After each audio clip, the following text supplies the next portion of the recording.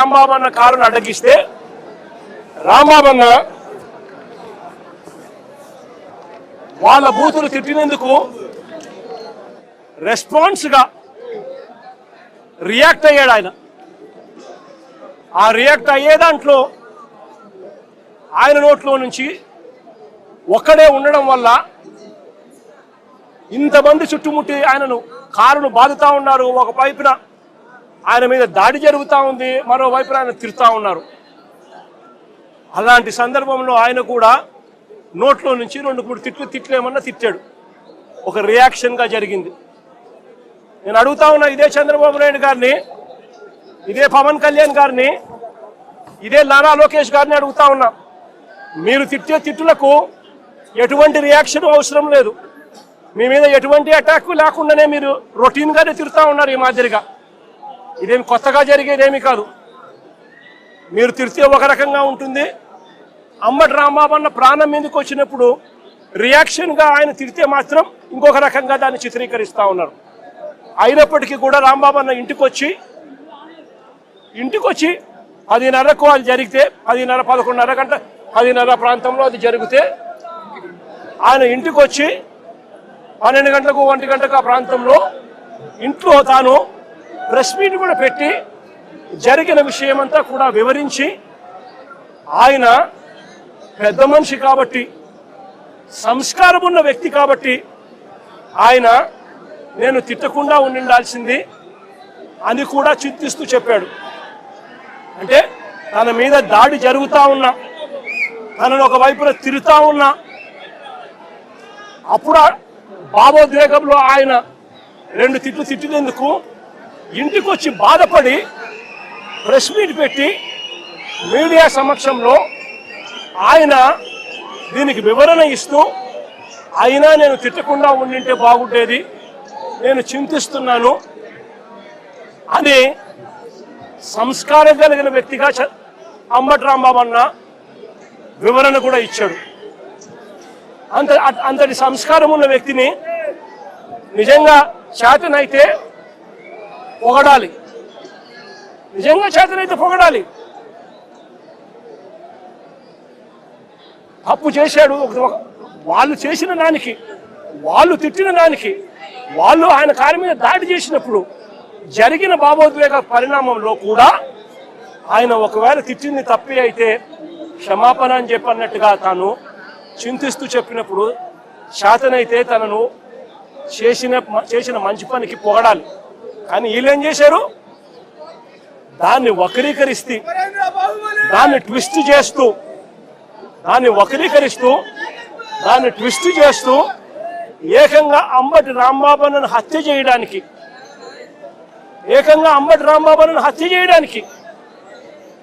ఏకంగా 5 గంటల నుంచి, సాయంత్రం 5 గంటల నుంచి రాత్రి 1 గంట దాకా,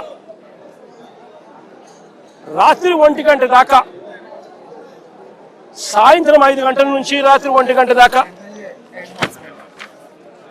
సాక్షాత్తు ఈవిడ ఎమ్మెల్యే గల్లా మాధవి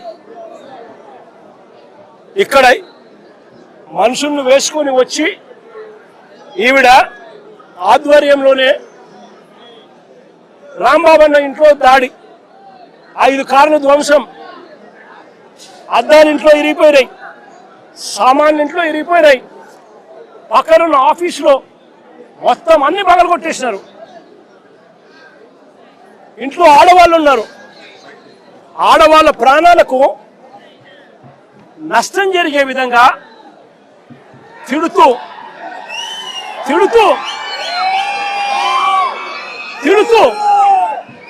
వీళ్ళు వ్యవహరించిన తీరు ఇది. గల్లా మాధవి ఎమ్మెల్యే గారి భర్త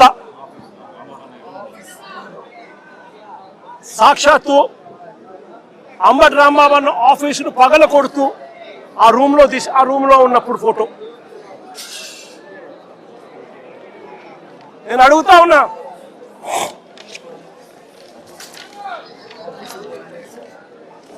అంబటి రాంబాబు అన్న ఆఫీసును కాలుస్తా ఉన్న ఫోటో,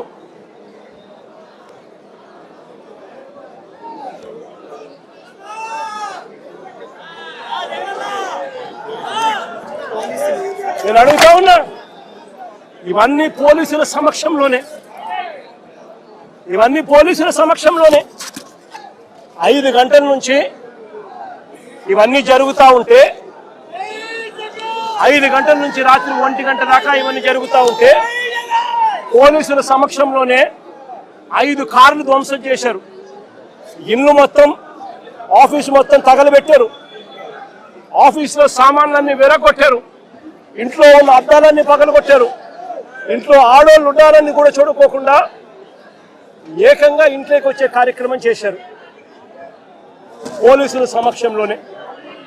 నేను అడుగుతా ఉన్నా, ఇది హత్యాయత్నం కాదా అని అడుగుతా ఉన్నా, ఇది ఆర్సన్ కాదా అని అడుగుతా ఉన్నా. మరి పోలీసులు దగ్గరుండి ఈ కాన్స్పిరసీలో భాగం కాదా అని అడుగుతా ఉన్నాను. ఇదే పోలీసులు బాధ్యత వహించాల్సిన బాధ్యత తీసుకొని ఉంటే ఈ మాదిరిగా జరిగి ఉండేది అని అడుగుతా ఉన్నా. ఇక్కడ నుంచి ఎంత దూరంలో ఉందండి డీజీపీ ఆఫీసు? ఇక్కడ నుంచి ఎంత దూరంలో ఉందండి ఎస్పీ ఆఫీసు? ఏకంగా గుంటూరు సిటీలో, గుంటూరు నగరంలో ఎస్పీ ఆఫీసు, ఎస్పీ ఇల్లు ఇక్కడ నుంచి కూతపేట దూరంలో ఉంది. ఎంతమంది డిఎస్పీ లేరు, ఎంతమంది సిఐ లేరు. డీజీపీ ఆఫీస్ ఇక్కడ మంగళగిరిలో ఉంది. ఇక్కడ నుంచి కూతపేట దూరంలో మంగళగిరి, అక్కడ బెటాలియన్ ఉంది. కనీసము ఈ పోలీసులు ఫోన్ చేస్తే కూడా రెస్పాన్స్ లేదు. మా పార్టీ నుంచి బొత్స సత్యనారాయణ ఇలాంటి సీనియర్ నాయకులు, ఇంటెలిజెన్స్ డీజీకి, చీఫ్ సెక్రటరీకి, ఇలాంటి పెద్ద ఎస్పీకి, ఐజీకి, ఇలాంటి అందరి ఆఫీసర్లకు ఫోన్లు కొడితే కనీసం ఫోన్లు కూడా ఎత్తరు. కాన్స్పిరసీలో భాగం కాదా ఇది అని అడుగుతా ఉన్నాను. 5 గంటల నుంచి, సాయంత్రం 5 గంటల నుంచి 1 గంట దాకా 5 కార్లు పగలు కొడుతున్నారు. ఆఫీసులు తగలబెడతా ఉన్నారు. ఇంట్లో అద్దాలు పగలు కొట్టారు. ఇంట్లో చొచ్చుకొని పోయినారు. ఆఫీసులో సామాన్లన్నీ ఎరగొట్టారు. ఇంట్లో ఆడోళ్ళను ఉన్నారని కూడా చూడకుండా చేసిన పని. నేను అడుగుతా ఉన్నా, ఇది ధర్మమేనా అని అడుగుతా ఉన్నా, ఇది న్యాయమేనా అని అడుగుతా ఉన్నా. ఇంతటితో ఆగిపోలా. రాంబాబు అన్నను 10:30కి అరెస్ట్ చేస్తారు. రాంబాబు అన్నను 10:30కి అరెస్ట్ చేస్తారు. ఎందుకయ్యా అరెస్ట్ చేస్తారు రాంబాబు అన్నను? ఎందుకయ్యా రాంబాబు అన్నను అరెస్ట్ చేస్తారు? చంద్రబాబు నాయుడు గారిని తిట్టాడట. చంద్రబాబు నాయుడు గారిని తిట్టినందుకు అరెస్ట్ చేస్తారట. మరి చంద్రబాబు నాయుడు గారు తిట్టినందుకు రాంబాబు అన్నను అరెస్ట్ చేసినప్పుడు మరి రాంబాబు అన్న ఇంటికి వచ్చి రాంబాబు అన్న కుటుంబ సభ్యులను హత్య చేయాలని ప్రయత్నం చేసి 5 కార్లు ధ్వంసం చేసి అద్దాలన్నీ పగలగొట్టి ఆఫీసుకు నిప్పంటించి చేసిన ఈ ఎమ్మెల్యే గారి భర్త సమక్షంలో ఇక్కడే జరిగితే వాళ్ళ మీద ఏం యాక్షన్ తీసుకున్నారు? స్టేషన్ బెయిల్ ఇచ్చి పంపించినారు. అదే చంద్రబాబు నాయుడు గారిని తిట్టాడు అని చెప్పి రాంబాబు అన్న తర్వాత మీడియా సమక్షంలో 1 గంటకి ఇన్సిడెంట్ జరగక మునిపే వివరణ ఇస్తూ, తాను చింతిస్తూ వివరణ ఇచ్చినప్పటికీ కూడా రాంబాబును ఇంటి మీద అటాక్ చేసి రాంబాబును ఈ మాదిరిగా చేసిన దానికి వీళ్ళు మనుషులేనా అని అడుగుతా ఉన్నా. ఇది జంగల్ రాజ్ కాదా అని అడుగుతా ఉన్నా. పక్కన జోగి రమేష్, మరుసటి రోజు జోగి రమేష్ ఇంట్లో పోలీసులు మళ్ళీ అక్కడే, పోలీసుల సమక్షంలోనే, అది కూడా అంతే. ఏకంగా పెట్రోల్ బాంబులు, అంటే పెట్రోల్ పోసిన బాటిళ్లలో, ఏకంగా బాటిళ్లలో పెట్రోల్ పోసుకొని ఆ బాటిళ్లను ఇంట్లోకి చుట్టా ఉంటారు. జోగి రమేష్ ఇంట్లో కూడా 2 గంటల నుంచి, మధ్యాహ్నం 2 గంటల నుంచి 5 గంటల దాకా దాదాపుగా 300-400 మంది అక్కడ ఒక చోట అక్యుములేట్ అవుతా ఉన్నారు. అక్కడ ఒక చోటికి అందరూ కూడా వచ్చేటప్పుడు పోలీసులు పక్కనే ఉన్నారు. పోలీసుల సమక్షంలోనే జరుగుతూ ఉంది. పోలీసులు జరగనిచ్చినారు. జరిగిచ్చిన తర్వాత పోలీసుల సమక్షంలోనే జోగి రమేష్ ఇంటి మీద దాడి చేసి ఆయన ఇంటికి నిప్పట్టించే కార్యక్రమం చేస్తారు. రజనమ్మ అని ముందు రోజు గుడికి పోయి రజనమ్మ పూజ చేసుకొని వస్తూ ఉంటే వెంకటేశ్వర స్వామి గుడికి పోయి పూజ చేసుకొని వస్తూ ఉన్నది. వెంకటేశ్వర స్వామికి పోయి గుడికి పోయి పూజ చేసుకొని ఆయన వస్తూ ఉంటే ఆయనను అక్కడే అడ్డగించి గుడి బయటే అని ముందు రోజు గుడి బయటే ఆయనను అడ్డగించి ఆయనను తిడుతూ దుర్భాషలాడుతూ పోలీసుల సమక్షంలోనే ఆమె మీద కూడా దాడికి యత్నం చేశారు. ఇంకా ఏమైంది తెలుసా? ఇంకా ఆశ్చర్యం ఏమిటో తెలుసా? ఉల్టా అమ్మ మీదనే కేసు పెట్టారు. ఏమని? ఆమె గుడికి పోయి వీళ్ళందరినీ అటాక్ చేయడానికి ప్రయత్నం చేస్తాందని. ఏదైనా హద్దు పొద్దు ఉండాలి ఏదైనా మాట్లాడేసరికి. ఇది జంగిల్ రాజ్ కాదని అడుగుతా ఉన్నా. బ్రహ్మనాయుడు అన్న ఆయన చేసిన పాపం ఏంది? ఆయన గుడికి బయలుదేరినాడు. చంద్రబాబు నాయుడు గారికి దేవుడు జ్ఞానోదయం చేయాలని, చంద్రబాబు నాయుడు గారు అనే వ్యక్తిలో పశ్చాత్తాపం రావాలని, చంద్రబాబు నాయుడు అనే వ్యక్తికి దేవుడు దయ వల్ల ఆయనకు, ఆయన కొడుకుకు, ఆయనతో పాటు అక్కడే ఉన్న ఆయనతో పాటు ఆయన పార్టీలో ఉన్న పవన్ కళ్యాణ్ గారికి అందరికీ కూడా జ్ఞానోదయం జరగాలి అని చెప్పి బ్రహ్మనాయుడు ఆయన గుడికి పోతా ఉంటే, గుడి నుంచి ఆయన బయటకు వస్తూనే ఉంటే ఆయన మీద కూడా అటాక్. పోలీసుల సమక్షంలోనే ఆయన మీద కూడా దాడి. నేను అడుగుతా ఉన్నా, కాకాని గోవర్ధన్ అన్న విషయం అయితేనేమి, ఇంకా వీళ్ళందరి విషయాలు అయితేనేమి, తప్పు చేసేది చంద్రబాబు నాయుడు చేస్తా ఉన్నాడు. తప్పుడు ఆరోపణలు చేసింది చంద్రబాబు నాయుడు చేస్తా ఉన్నాడు. అవి తప్పుడు ఆరోపణలు అని చెప్పి దేవుడే మొట్టికాయలు వేసినట్టుగా ఏకంగా సిబిఐ తాము ఫైల్ చేసిన ఛార్జ్ షీట్లోనే కేంద్ర ప్రభుత్వ సంస్థలైన ఎన్డీడీబీ, ఎన్డీఆర్ఐ లాబొరేటరీసే క్లీన్ చిట్ ఇచ్చే కార్యక్రమం చేస్తూ ఉంటే ఎటువంటి జంతు కొవ్వు కలవలేదు అని చెప్పి వాళ్ళు పూర్తిగా వివరణ ఇస్తూ ల్యాబ్ రిపోర్ట్లు ఇస్తే సిబిఐ ఆ రిపోర్ట్లను కూడా ఏకంగా ఛార్జ్ షీట్లోకి చేరుస్తూ వైవి సుబ్బారెడ్డి కానీ, కరుణాకర్ రెడ్డి కానీ, ఇంకోరు కానీ ఎలాంటి తప్పు చేయలేదు అని చెప్పి వాళ్ళ పేర్లు కనీసం ఛార్జ్ షీట్లో కూడా పెట్టకుండా క్లీన్ చిట్ ఇస్తే, ఎలాంటి అరెస్టులు చేయకుండా సిబిఐ క్లీన్ చిట్ ఇస్తే చంద్రబాబు నాయుడు గారు దేవుడికి, ప్రజలకు క్షమాపణ చెప్పాల్సింది ఆయన చేస్తా ఉన్నది ఏమిటి? ప్రతి విషయంలోనూ కూడా చంద్రబాబు నాయుడు చేస్తా ఉన్న రాజకీయాలు ఇలాంటి దుర్మార్గపు రాజకీయాలే. చూడండి, మీరే ఆలోచన చేయమని అడుగుతా ఉన్నా. సూపర్ 6, సూపర్ 7 ఎన్నికలప్పుడు మాటిచ్చాడు, బాండ్లు ఇచ్చాడు. ఇంటింటికి వెళ్ళి అమ్మా బాండ్ తీసుకో తల్లి, మీ ఇంట్లో ఎంతమంది ఉన్నారు, మీ ఇంట్లో నిరుద్యోగులు ఉన్నారా, మీకు 36,000, మీ ఇంట్లో పిల్లలు ఉన్నారా, ఇదిగో మీకు 15,000, మీ ఇంట్లో రైతులు ఉన్నారా, ఇదిగో మీకు 26,000, మీ ఇంట్లో మీకు చిన్నమ్మలు పెద్దమ్మలు 50 ఏళ్ళ వయసులో ఉన్నారా, వాళ్ళకు 48,000, ఉద్యోగం కోసం వెతుక్కుంటున్నారా పిల్లలు, 36,000. ఈ మాదిరిగా బాండ్లు ఇచ్చి ప్రజలను మోసం చేసి సూపర్ 6, సూపర్ 7 హామీలు ఇచ్చి ఈరోజు ఏమంటాడు? Super 6, super 7 చేసేసామంటాడు. సూపర్ 6, సూపర్ 7 చేసేసామని చెప్పి పొద్దు సిగ్గు లేకుండా అబద్ధాలు ఆడుతూ ఉన్నాడు. చంద్రబాబు నాయుడు గారు చేస్తా ఉన్నది తప్పుమని, చంద్రబాబు నాయుడు గారు చేస్తా ఉన్నది మోసమని ఎవరైనా ప్రశ్నిస్తే ఏం చేస్తా ఉన్నాడు? ఆ ప్రశ్నించిన వాళ్ళ మీద, సోషల్ మీడియా యాక్టివిస్టుల మీద, ప్రశ్నించే వాళ్ళ మీద కేసులు పెట్టి జైలుకు పంపుతా ఉన్నాడు. అబద్ధాలు చెప్పేది ఆయనే, మోసం చేసేది ఆయనే. ఆ తర్వాత ఆయన ఎవరైనా ప్రశ్నిస్తే వాళ్ళ మీద అక్రమ కేసులు పెట్టి, అక్రమ సాక్ష్యాలు క్రియేట్ చేసి వాళ్ళను జైలుకు పంపించి, చివరికి సోషల్ మీడియా పిల్లలని కూడా చూడకుండా చంద్రబాబు నాయుడు గారిని ప్రశ్నిస్తున్నారని చెప్పి ఏకంగా వాళ్ళ మీద గంజాయి కేసులు పెట్టి వాళ్ళ కెరీర్ను సైతం నాశనం చేస్తా ఉన్న వ్యక్తి ఈ చంద్రబాబు నాయుడు గారు కాదా అని అడుగుతా ఉన్నా. చేసేటివన్నీ తప్పులే, చేసేటివన్నీ అబద్ధాలే, చేసేటివన్నీ మోసాలే. ఆయనే లిక్కర్ నడుపుతాడు. ఆయన ఆధ్వర్యంలోనే ఆక్షన్ బాడీ చంద్రబాబు నాయుడు గారు తెలుగుదేశం పార్టీ సైన్యానికి లాటరీ పాడిచ్చి మరి షాపులన్నీ కట్టబెడతాడు, ప్రైవేట్ షాపులన్నీ కూడా.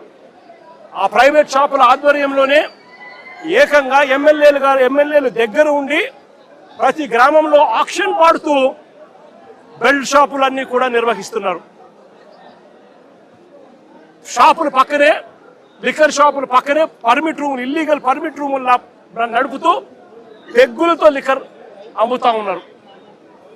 ఇవన్నీ రాష్ట్రానికి రావాల్సిన ఆదాయాలు రాష్ట్రానికి రావడం లేదు. రాష్ట్రానికి రావాల్సిన ఆదాయాలు పక్కదోవలో చంద్రబాబు నాయుడు గారికి ఇంత, ఎమ్మెల్యేకింత, వారి మాఫియా సైన్యానికి ఇంత అని చెప్పి లూటీ పద్ధతిలో పంచుకుంటా ఉన్నారు. బెల్ట్ షాపులు అమ్ముతున్నారు. ప్రతి గ్రామంలోనూ 1 కాదు, 2 కాదు, 3, 4, 5, 6, 10 బెల్ట్ షాపులు ఉన్నాయి. ప్రతి గ్రామంలోనూ కూడా ఆక్షన్ బాడీ అమ్ముతా ఉన్నారు. ఏ బెల్ట్ షాపులో ఎంఆర్పి రేటుకి అమ్ముతున్నారండి? ప్రతి బెల్ట్ షాప్లోని ఎంఆర్పి రేటు కన్నా 20 రూపాయలకి ఎక్కువగా అమ్ముతున్నారు. ప్రతి బెల్ట్ షాప్, ప్రతి పర్మిట్ రూమ్లో, ఏ పర్మిట్ రూమ్లో అంటే ఎంఆర్పి రేటుకి అమ్ముతున్నారు. పర్మిట్ రూమ్లో ఇల్లీగల్, పర్మిట్ రూమ్లో వేసేది పెగ్గుల్లో వేస్తూ ఉన్నారు. పెగ్గుల్లో వేసి ఏకంగా బాటిల్ పైన 30 రూపాయలు అధికంగా వసూలు చేస్తూ ఉన్నారు. ఆ డబ్బులు గవర్నమెంట్కి రాకోకుండా వీళ్ళ జోబీలు లేకపోతా ఉంది. దీంతోనే సరిపోదు అన్నట్టుగా ఏకంగా ప్రతి 5 బాటిళ్లకు 1 బాటిల్ ఏకంగా వీళ్ళంతటికి వీళ్ళే కుటీర పరిశ్రమ పెట్టి చీప్ లిక్కర్ వీళ్ళే తయారు చేసి కల్తీ లిక్కరు ఏకంగా ప్రతి 5 బాటిల్లో 1 బాటిల్ ఈరోజు అమ్ముతా ఉన్నారు. ఈ రోజుకి కల్తీ లిక్కర్ తాగి పిల్లలు, చదువుకున్న పిల్లలు, ఇంజనీరింగ్ చదువుకొని బయటకు ఏదో ఊర్లోకి ఏదో సెలవుల కోసం వస్తే 4 పిల్లలు చనిపోయే ఘటనలు ఈ మధ్య కాలంలో మనం చూస్తాం. కల్తీ లిక్కర్ తాగి, వీళ్ళ షాపుల్లోనే వీళ్ళు తయారు చేసిన ఈ ఇల్లీగల్ కల్తీ లిక్కర్ తాగి ప్రతి 5 బాటిళ్లకు 1 బాటిల్ కల్తీ లిక్కర్ చేస్తూ ఉన్నది ఎవరు అని అంటే సాక్ష్య ఆధారాలతో సహా వీళ్ళ మనుషులు దొరుకుతారు. ఆ కల్తీ మద్యం కుటీర పరిశ్రమతో ఎవరంటే దొరికింది? జయచంద్రారెడ్డి అని కంబలపల్లెలో చంద్రబాబు నాయుడు తరపున తెలుగుదేశం పార్టీకి కంటెస్ట్ చేసిన క్యాండిడేట్ ఆయన తయారు చేస్తూ ఏకంగా ఎక్సైజ్ డిపార్ట్మెంట్కు దొరికితే లావాదేవీల్లో వాళ్లకు ఎక్సైజ్ డిపార్ట్మెంట్కు మధ్య లావాదేవీల్లో తేడాలు వచ్చి ఆ ఘటన బయటపడి దొరికితే దాంట్లో తెలుగుదేశం పార్టీ హయాం రాక్షస పాలన జరుగుతూ ఉంది. 18 నెలలుగా చంద్రబాబు నాయుడు గారే పాలన చేస్తూ ఉన్నాడు. ఇటువంటి రాక్షస పాలనలో ఎవడైనా మా పార్టీకి సంబంధించిన జోగి రమేష్ లాంటి వ్యక్తి ఎవరైనా వాళ్ళు లిక్కర్ నడుపుతారా? ఆలోచన చేయమని అడుగుతా ఉన్నాం. చంద్రబాబు నాయుడు గారు జోగి రమేష్ మీద కేసు పెడతాడు. ఈయన ఇల్లీగల్ లిక్కర్ తయారు చేసి చంద్రబాబు నాయుడు గారు బెల్ట్ షాపుల్లో ఈయన సప్లై చేస్తున్నాడట. బెల్ట్ షాపులు ఆయనై, సప్లై చేసే మనుషులు ఆయనై, తయారు చేసే మనిషి, బెల్ట్ షాపులు ఆయనై, అమ్మేది ఆయన మనుషులు. మరి జోగి రమేష్ ఎలా చేస్తారండి? ఆయన మీద కూడా ఇలాంటిదే తప్పుడు కేసు పెట్టి ఏకంగా జైలుకు పంపించిన కేసు. ఇలా ప్రతి ఒక్కరిని కూడా ఆయనే తప్పు చేస్తాడు, ఆయనే అబద్ధాలు ఆడతాడు, ఆయనే అన్యాయం చేస్తాడు. ఆయనను ఎవరైనా ప్రశ్నిస్తే ఆయన మీద తిరిగి దొంగ ఆధారాలతో దొంగ సాక్ష్యాలు క్రియేట్ చేసి వాళ్ళ మీద తిరిగి కేసులు పెట్టే కార్యక్రమం ఈ జంగల్ రాజులో జరుగుతూ ఉంది. ఈ జంగల్ రాజులో పరాకాష్ట నిన్న అంబటి రాంబాబు అన్న జరిగిన విషయము, జోగి రమేష్ ఇంట్లో దాడి విషయము, అదే రకంగా రజనమ్మ మీద అటాక్ విషయము, అదేవిధంగా బ్రహ్మనాయుడు అన్న విషయము, కాకాని గోవర్ధన్ అన్న విషయము, ఇవన్నీ కూడా నిజంగా పరాకాష్ఠకు చేరిన విషయాలు. అన్నిటికన్నా ఆశ్చర్యం ఇంకోటి ఏంటో తెలుసా? ఒక మంత్రిని, అంబటి రాంబాబు అన్న ఒక మంత్రి, కాపు కులంలో నిజంగా గర్వంగా చెప్తా ఉన్నా నేను, ఒక టైగర్ అని కూడా చెప్తా నేను. గొప్పగా బ్రతికినాడు, గొప్పగా ఒక వాల్యూ ఉన్న వ్యక్తి, ఒక విలువలున్న వ్యక్తి అని కూడా నేను గట్టిగా చెప్తాను. అలాంటి వ్యక్తిని ఆశ్చర్యం కలిగించే విషయం ఏంటంటే తప్పుడు కేసులో ఇల్లీగల్గా ఆయన్ని అరెస్ట్ చేయడమే కాకుండా స్టేషన్లో ఈ నల్లపాడు సిఐ వంశీ అట, పట్టాభిపురం సిఐ ఇంకొకడు వెంకటేశ్వర్లు అంట, వీళ్ళు అంబటి రాంబాబు అన్నను ఫిజికల్గా కొట్టడం జరిగింది. ఫిజికల్గా ఒక మంత్రిని కొట్టడం, అబ్యూస్ చేయడం. నిజంగా ఏం ప్రజాస్వామ్యంలో ఉన్నామా లేదా అని ఆలోచన చేయమని అడుగుతా ఉన్నా నేను. ఎల్లకాలం ఈ ప్రభుత్వం ఉండదు. దాదాపుగా 200 మంది సిఐలు, ఎస్ఐలు, డిఎస్పీలు ఇటువంటి వాళ్ళు విఆర్లో ఉన్నారు. మీ ప్రభుత్వంలో మీరు వీళ్ళందరినీ కూడా పక్కన పెట్టిన పరిస్థితిలో వాళ్ళంతా ఉన్నారు. కేవలం మీకు సంబంధించిన వాళ్ళను కొంతమందిని మాత్రమే సిఐలుగా వేసుకున్నారు, కొంతమందిని మాత్రమే మీకు సంబంధించిన వాళ్ళని డిఎస్పీలను వేసుకున్నారు, డిఐజీలను మీ వాళ్ళని వేసుకున్నారు. ఎస్పీలు గత్యంతరం లేక మీకు ఊడిగం కాస్తా ఉన్నారు. బీహార్లో ఏం జరుగుతా ఉందో నాకు తెలియదు, కానీ ఇక్కడ జంగల్ రాజ్యం, జంగల్ రాజును మీరు సృష్టించి నడిపిస్తా ఉన్నారు. కానీ నేను అందరికీ కూడా ఒకటే చెప్తా ఉన్నా, ఎల్లకాలం ఇదే మాదిరిగానే జరగదు. 2 ఏళ్ళు కన్ను మూసుకుంటే అయిపోయింది, మరో 3 ఏళ్ళు కూడా కన్ను మూసుకుని కన్ను తెరిచేసరికి మరో 3 ఏళ్ళు కూడా అయిపోతుంది.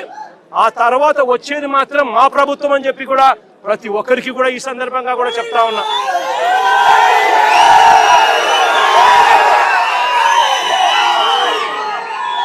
చంద్రబాబు నాయుడు గారికి చెప్తా ఉన్నాను, ఆయన కొడుకు చెప్తా ఉన్నాను, ఆయనకు కొమ్ము కాస్తా ఉన్నా ఆయన పార్టీ ఇతర పార్టీ నాయకులకు చెప్తా ఉన్నాను, ఆయనకు కొమ్ము కాస్తా ఉన్నా ఇలాంటి పోలీసు అధికారులకు కూడా చెప్తా ఉన్నాను.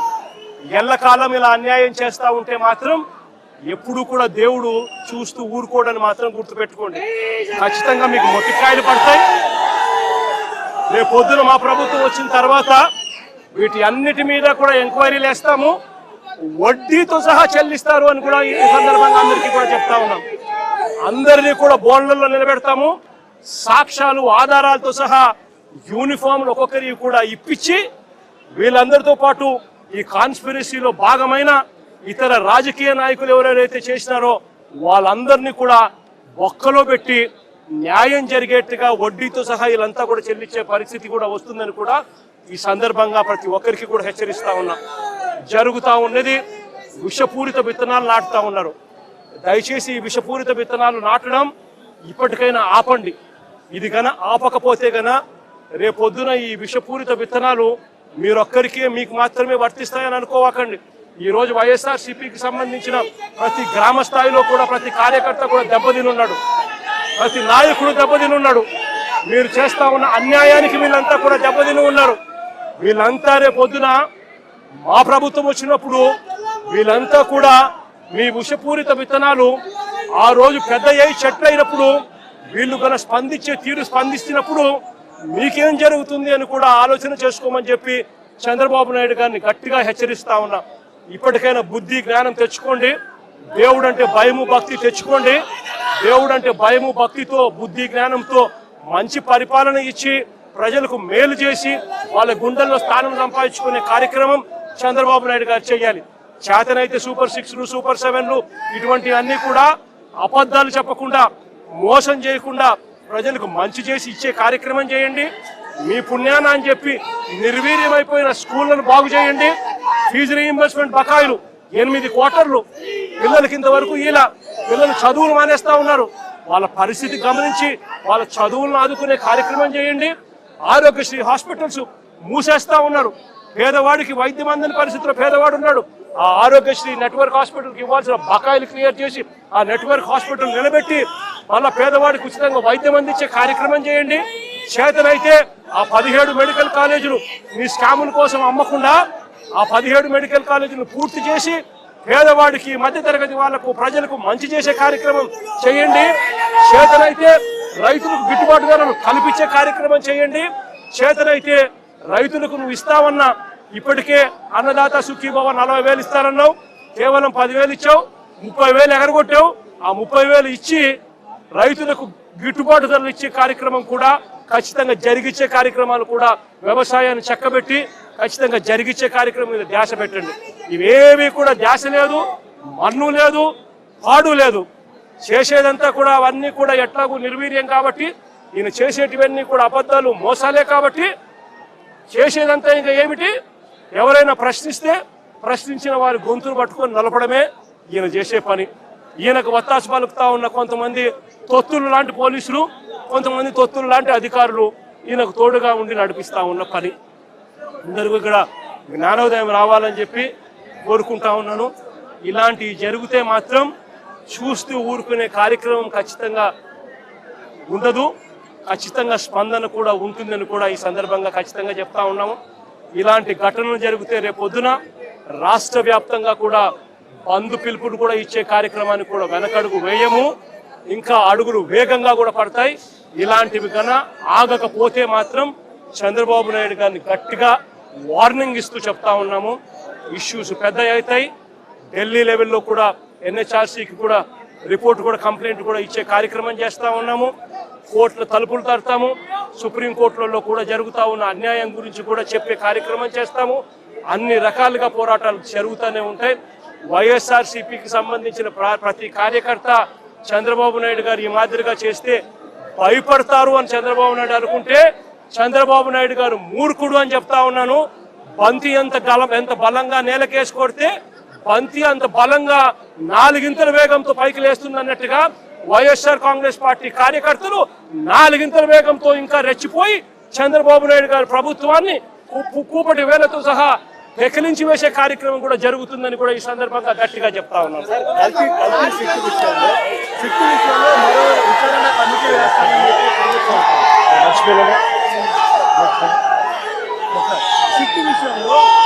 సుప్రీంకోర్టు ఇచ్చిన కల్తీ విషయంలో మరో కమిటీ కూడా వేస్తామని చెప్పి